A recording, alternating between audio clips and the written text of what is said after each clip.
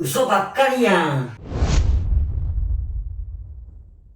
はい、どうも、こんばんは、こんにちは。皆さん、いかがお過ごしでしょうか？僕のチャンネルを見てる中で、事業主の人、社長さんいらっしゃるでしょうか？もしもね、事業主の人、社長さんがいたら、まあ、絶対に意識している人いると思うんですけども、事業再構築補助金、ご存知でしょうか？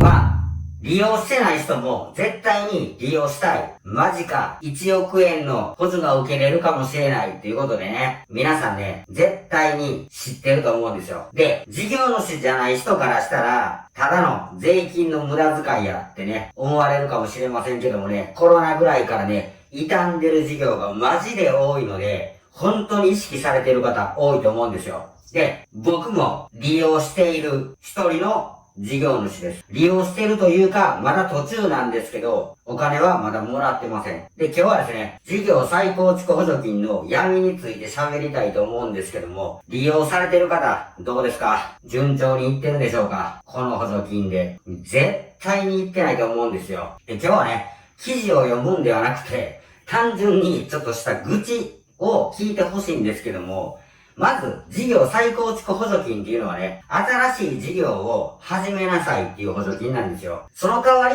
政府が4分の3出してあげる。大きい企業でも3分の2出してあげるっていうね、もう激アツな補助金なわけですよ。で、今、1億円とかって補助のものもあるんですけども、初めの方はね、1回目、2回目、3回目、こうぐらいは、おそらくマックス6000万ぐらいやったんですね。で、僕はちっちゃい事業主なんで、1000万円までの緊急特別枠みたいなのがあるんですけど、これがだいたい4分の3で、だから1300万ぐらいかな。1300万円ぐらいの事業を始める方なんであれば、1000万円マックスで女性が受け入れるというね、もう、まあまあいいじゃないですか。ちっちゃい事業やったら1000万円もあればできるので、すごいなと思って、僕は第8回目の公募、これに応募しました。で、僕は専門家に手数料を払うのはすごい嫌だったんで、自分でめちゃくちゃ勉強して書いて、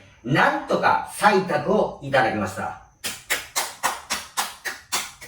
はい。ね。専門家に依頼すると、これ、すげえなって思ってくれた人、ありがとうございます。なかなか難しかったです。でも、なんとか自分でもできるんです。専門家に頼むと、採択額の 10% ぐらいはね、取られてしまうので、非常にもったいないです。なんで僕はそれをやめたかというと、その後、地獄が待ってるのを知ってたからなんですよ。で、何が地獄か、こっから愚痴になるんですけども、採択されます。採択というのは、その授業で、仮合格みたいな感じなんですね。まあ、その授業を進めてもらってもいいですよっていうね、やつなんですけどもね、もうこっから、その後、流れとしては、交付申請というものがあるんですよ。で、交付申請、その後、それが通ると、実績報告とかって言って、やっと交付決定がその後あって、やっとお金がもらえるんですけどもね、皆さん、やってない人がね、勘違いしてるのは、この採択されるまでがすごい難しい。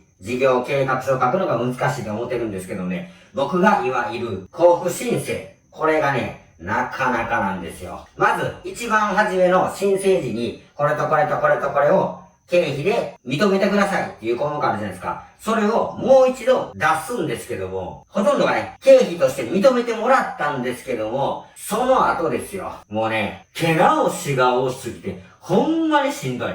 そもそも、再構築補助金っていうのは何のために始まったかって言ったら、僕のようにコロナで傷んでしまった事業を、もう一度違う販路、違う事業で立て直しなさいね。早急に V 字回復を狙ってくださいねっていう、まあいた補助金なんですよ。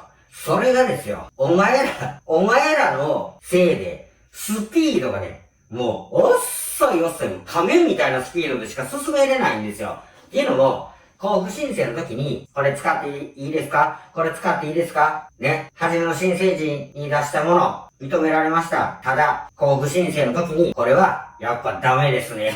って言われるんですよ。意味わからないんですよね。で、僕の場合は、事前着手というね、手続きをしてたので、採択される前、ちょっと、一か八かになってしまうんですけども、その手続きをしていると、まあ、先に使ったものも、後で、認めてもらえるよっていうことなんですよ。ただ、採択されなかったり、対象寄付に認められなかったら知りませんよっていう。ただ、お金は先に使ってもいいですよ。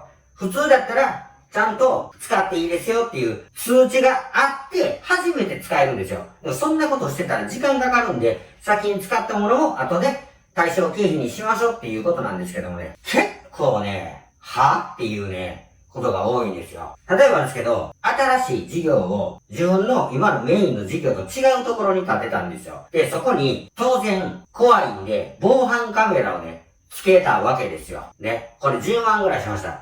安いものを選んできて10万ぐらいしたんですけどね。こんなんも全部ダメ。もともとパソコンとか汎用性の高いものはなかなか認められにくかったんですけど、防犯カメラなんか、ここにもう固定してるやつですよ。なんであかんねんってね、ほんまに思いましたね。ね。これでまあ10万バーじゃないですか。普通だったら10万使ったって7万5千円は返ってこないおかしいんですよ。ね。こっからですよ。僕ね、びっくりしたんですけど、これ、お金さっき使ってもいいんですけど、事業をね、始めたらダメなんですよ。いいですか？一回、僕が交付申請して、ここ間違ってますよっていうね、差し戻しというものがあるんですけど、この差し戻しがあって、もう一回出すまでに、この間ね、だいたい1ヶ月半ぐらいかかるわけですよ。ね。1ヶ月半、ちょっと間違っただけでも、1ヶ月半かかるものを、ずーっと向こうのせいで帰ってこない。だから1ヶ月半ぐらいかかるんですけど、その間ですよ。これ、賃貸でやってる人も地獄なんですよ。事業を始めたらあかんから。ちゃんと交付決定がなされるまで事業を始めたらあかん。っていうことは、その間ずっと家賃垂れ流しなんですよ。どう思います？何が早急に V 字回復やねんって思いません？こいつらね、ほんまちょっと痛いっすよ、本当に。でね、僕8回公募やったんですけど、1回目、2回目公募の人いるじゃないですか。で、採択もらってから14ヶ月以内に補助事業をね、終わらせないといけない。っていうのも、言うたら、営業を始めてる状態にしなくてはいけないっていうことなんですけどもね、この1回目2回目にされてる人、ね、こんだけ返答が遅いから、14ヶ月経ってしまってる人いるじゃないですか。もうね、知ってます？全部パーですよ。ね。この人たちは、新しい事業を始めて、当然国がお金くれるんやったら、やりたいですって言うて手を挙げてやってる人なんですよ。ほんで、国の返答が遅い。だから、始めました。でも、こいつらが遅いせいで14ヶ月経ってます。だから、もう、お金あげません。なんですよ。どう思います？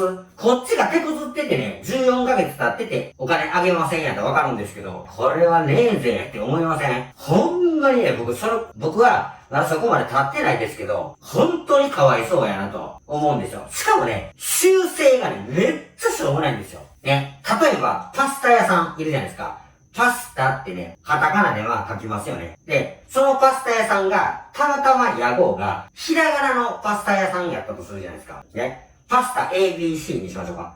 ね。で、見積もりを書いてもらわなあかんのですよ。その建ててもらう業者とかに。ね。例えば100万円の内装をしてください。で、パスタ屋 ABC 様、内装工事は100万円でしたっていう見積もりのパスタっていう字が、例えば、ね、正しくは、屋号は、ひらがななんです。ただ、一般的にパスタってカタカナで書きますよね。だから、ここの業者さんが、パスタとカタカナで書いてしまったら、あ、すいません、ちょっとカタカナなんで、ひらがなに直してきてもらえますかって言うんですよ。じゃあ、僕、パスタ ABC のオーナーやとするじゃないですか。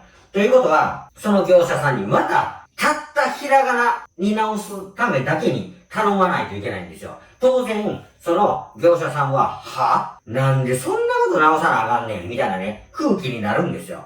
これをね、何回も指すんですよ。例えばですよ、見積もりでは、壁一面10万円みたいなね、見積もりがあったとするじゃないですか。で、こっちからね、見積もり依頼書っていうものを出さないといけないんですけど、見積もり依頼書には、壁1点、ね、あっちは壁1面、こっちは壁1点。これ皆さん聞いた時にわかるじゃないですか。同じって。ね。パスタのとこでも一緒ってわかるじゃないですか。それも、点と面が違うから、はい、差し戻し。ほんでまた足しました。ね。で、この間、全部合うてるかわからへんわけですよ。で、これまた1ヶ月半ぐらい経つんですよ。どう思います？結局ですよ。これすごい初めいい補助金やと思ってたんですけど、もらってる人おるんかなって。お金もらうに至るまでの人おるんかなって。ほんまに金出したないようなね、感じなんですよ。もうそんぐらいお前口頭で直しといてくれよと思うんですよね。で、これがね、また皆さん知ってるかもしれないですけど、竹中平蔵のパーソナがね、ジムをね、してるわけですよ。で、これね、400億ぐらいでね、この仕事を受け負ったらしいですけど、もう結局そこ儲からしたいだけやんけ、と言いたいわけですね。で、僕らは、その交付決定になるまでなかなかならへんのに、家賃は垂れ流しですよ。で、4分の3補助ってすごいなと思ってましたけど、結局、実質、なんぼなんみたいな。ね。これでまたきついのが、僕まだ自分のお金でやりましたけど、ね、6000万も7000万も新しい事業に使う人は、当然、お金が入ってくるまでつなぎ融資でやってる人もいるわけですよ。このつなぎ融資、ね、当然金利かかります。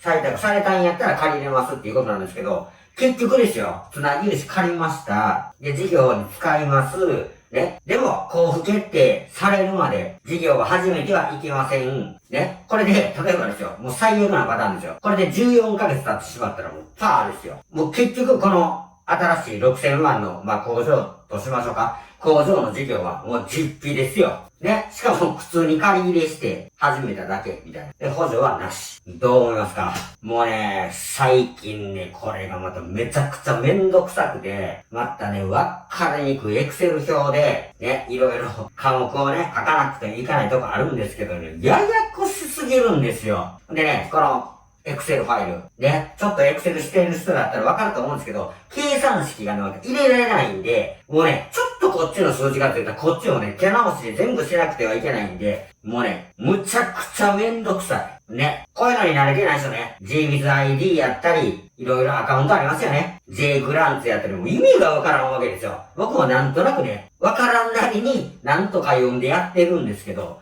これね、例えばですよ、もう一番最悪のパターンですよ。ほとんどの人は僕と違って、専門家に頼むんですよ。税理士やったり、そういうコンサルやったり頼んで、まず、一番最初の申請書を書いてもらう。ね。で、採択された時に、その採択された金額が、例えば6000万円やった。600万円にしときましょうか。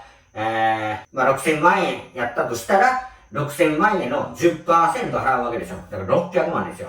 ね。で、この人がしてくれるのはここまで。ね。で、600万入れます。で、6000万の事業を交付決定されるまで着手はしてはいけません。ね。で、はよしてくれ、はよしてくれってだんだん依頼が変わるんですけども、一回このターンされるのに1ヶ月半ですからね。たまったもんやないですよ。ね。ここで例えば30万円の家賃のテナントを借りてる人だったら、実質ですよ。30万円なんで、1ヶ月半ということは、45万円分の家賃がかかってるのと一緒なんで。だって事業始めれないということは、売り上げが上げれないということなんですけどね。だからね、もうほんまにむちゃくちゃやなと思ってね、ちょっと愚痴を聞いてほしかったんですけど、僕と同じ気持ちの人ね、これ利用した人、ほとんどそうじゃないんですかね。もう一度聞きます。今、動画を見てる人で、事業主の人、ね、社長さん、この補助金、利用された方多いんじゃないでしょうかね。もしくは興味持っている人多いと思うんですけどもね、もうね、これから始める人、ほんまにやめた方がいいと思います。むっちゃしんどい。で、結局、その事業をやったとしても、100% 補助じゃないんで、うまいこといくかどうかなんかほんまに分からへんので、負債が増えるだけですよ。はい。ほんで、4分の3補助かもしれませんけど、もう一回言いますけど、交付決定がなされた後じゃないと営業はスタートしてはいけないので、そっからそこまでは売り上げが見込めないわけですよ。だから、4分の3補助とか言うてますけど、実質2分の1も多分ないと思うんですよね。はい。ほんで、パソコン、タブレット、この僕で言う防犯カメラ。で、こんなんは、なんでか知らんけど、ほんまに事業に使ってても、対象経費にならないんで、ほんまに補助率で言うとむっちゃ低いと思います。あと、アドバイスなんですけど、もし、いや、お前がそんなん言って俺はしたいんやっていう人がおったらね、始めてもうでもいいんですけど、もうね、初めの申請時に上限額をある程度ちょっと 1.2、3倍にしてる方がいいと思いますね。なんでか、ここの申請時で通った金額が上限になるからなんですよ。で、後から、これもいるな、あれもいるなっていう時に上げれないんですよ。例えば、申請の時2000万円が補助額やとしたら、結局2200万いったって2000万円の上限になってしまうんで、もうそれやったら初めから、じゃあ2200万円の申請でやってる方がいいと思います。減るんは問題ないんです。ただ、増やしてくれないんで。で、結構申請したものを蹴られて、対象経費になりませんねって言われるんで、もうそうしていくのがおすすめだと思います。はい、今日もね、見てくださってありがとうございます。今日はね、ちょっと再構築補助金のやめということでね、もうね、最悪ですよ。はい。1回目、2回目の申請の時やったら、新築物件でも行けとったのに、3回目、4回目、新築物件で行けない。ね、こういうルールに変わったんですけども、1回目、2回目受かってる人は新築物件行けるのに、なぜか1回目、2回目の人は、ね、この手直し、さっき言ってた交付申請の時に、これは新築物件がダメですねって言われたりね、もうね、意味がわからんのですよ。ルール変えるんだっちゅうねん、ほんまに。だから、これからやろうとしてる人、ほんまに軽い気持ちで考えた方がいいですよ。ほんまにね、やっぱり商売はそんなに甘くないっていうことですね。やっぱり自分のお金、自分の借り入れでやるのが一番スムーズでいいかもしれないですね。自分がやりたい事業をこの再構築補助金をかましてしたいなと思っても、もうね、1年後とかになりますから。もう、なかなかね、熱が冷めてまうんですよね。もしも、僕のように、この補助金使ってます。もしくは、やろうと思ってますっていう人がおったらね、コメントでまた教えてください。それとも、それと、もうね、お金振り込まれましたよって人がおったらね、マジでね、ちょっとコメントで教えてほしいですね。それでは、次の動画まで、さよなら。